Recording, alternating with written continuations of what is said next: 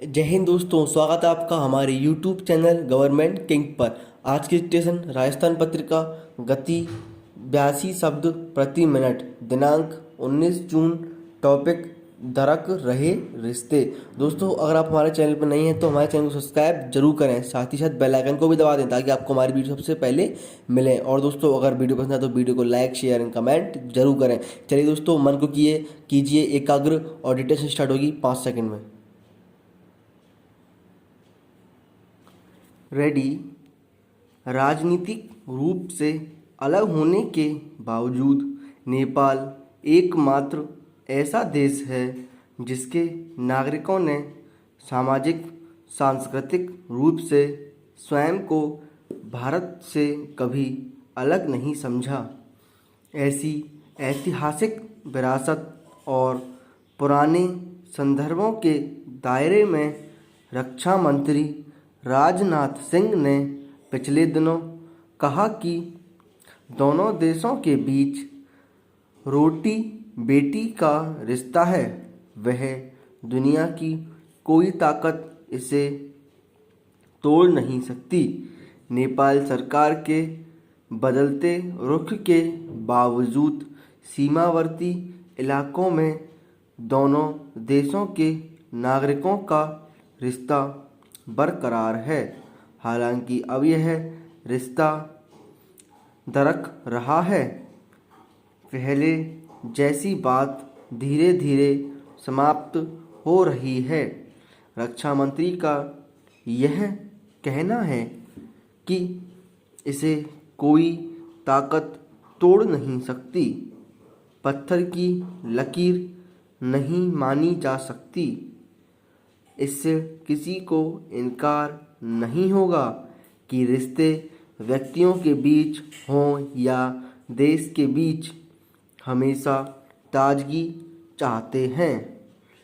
जब हम रिश्तों के प्रति लापरवाह हो जाते हैं तब इसकी लालिमा खत्म होने लगती है।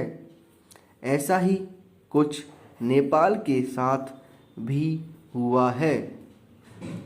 अलग देश होने के बावजूद नेपाल भारत की प्राचीन संस्कृति विरासत का हिस्सा रहा है। अब यह हमसे दूर जा रहा है तो हमें निश्चित रूप से चिंतित होना पड़ेगा। विराम पैरा। दोनों देशों के बीच बढ़ती दूरी का ताज़ा उदाहरण नेपाल सरकार का बनाया नया नक्शा है, जिसमें 3 भारतीय क्षेत्रों को शामिल किया गया है। नेपाल की कम्युनिस्ट सरकार ने आनन फानन में उसे संसद के दोनों सदनों से पारित भी करा लिया। जाहिर है कि भारत की आपत्तियों की दरकिनार करते हुए यदि नेपाल सरकार इस मामले में तेजी दिखा रही है तो इसका अर्थ यह समझा जा सकता है कि वह उस गर्भनाल को काटने की हड़बड़ी में है जिससे वह अब तक भारत से जुड़ा रहा है। यह दोनों देशों की राजनीतिक अंतरधारा में संबंध समाप्त होने का संकेत है। जब तक वहाँ राजशाही थी तब तक हिंदू राष्ट्र होने के नाते भारत से स्वाभाविक रिश्ता बना रहा था। भारत के दिनों में जब वहाँ लोकतंत्र की चिंगारी उठी तो उसे भारतीय राजनीतिक दलों ने भी हवा दी और नई राजनीतिक अंतर्धारा के साथ नया रिश्ता बनाया। भारत में कांग्रेसी और समाजवादी विचारधाराओं ने समय रहते ही यह भांप लिया था कि लोकतंत्र आंदोलन की आड़ में चीन वहाँ घुसपैठ की कोशिश कर रहा है। यही वजह थी कि नेपाल कांग्रेस और नेपाल की समाजवादी पार्टियों का वहाँ प्रभाव कम नहीं हुआ।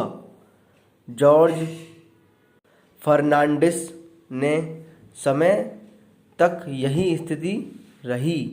बढ़ते प्रभाव के बावजूद कम्युनिस्ट कभी इतने ताकतवर नहीं हो सके कि भारत के खिलाफ मोर्चा खोल सकें। अब यह संयोग ही है कि कांग्रेस और समाजवादी विचारधारा जब भारत में ही शिथिल हो गई है तो नेपाल से राजनीतिक अंतरधारा के साथ मजबूत रिश्ते की परवाह कौन करे।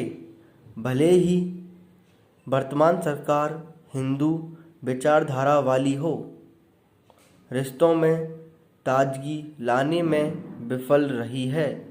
अभी नेपाल का लोकतंत्र उतना परिपक्व नहीं है कि चीन की चालबाजियों को समझ सके। जब तक वह समझ पाए कहीं देर ना हो जाए।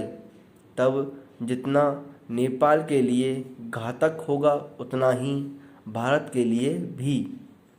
भारत की सरकार ही नहीं, अन्य राजनीतिक विचारधाराओं को भी इस बारे में सोचना चाहिए। विराम।